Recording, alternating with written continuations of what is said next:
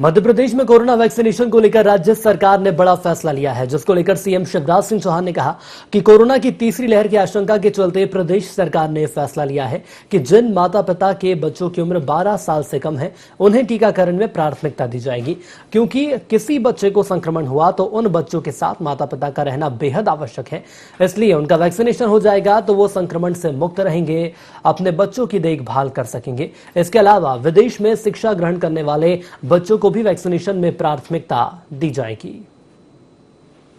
मध्य प्रदेश में हमने कोरोना संक्रमण की दूसरी लहर पर नियंत्रण प्राप्त कर लिया है, लेकिन तीसरी लहर आने की आशंका भी जताई जा रही है। हमने तीसरी लहर के मुकाबले के लिए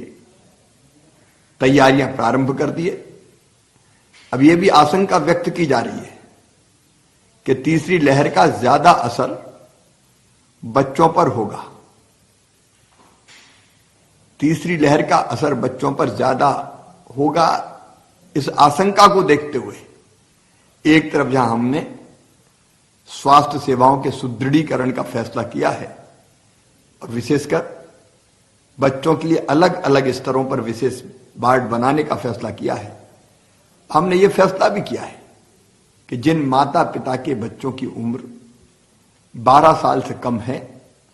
उनको टीकाकरण में हम प्राथमिकता देंगे, क्योंकि किसी बच्चे को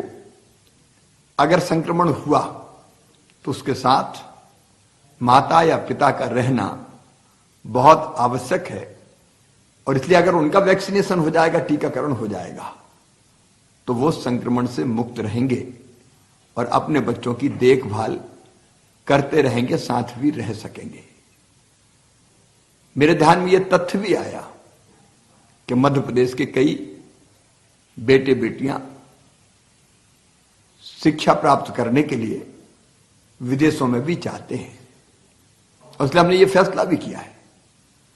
कि जिन बच्चों को शिक्षा के लिए, शिक्षा प्राप्त करने के लिए विदेश जाना है, उनको भी हम प्राथमिकता के आधार पर टीके लगाएंगे ताकि वो सुरक्षित विदेश जा सकें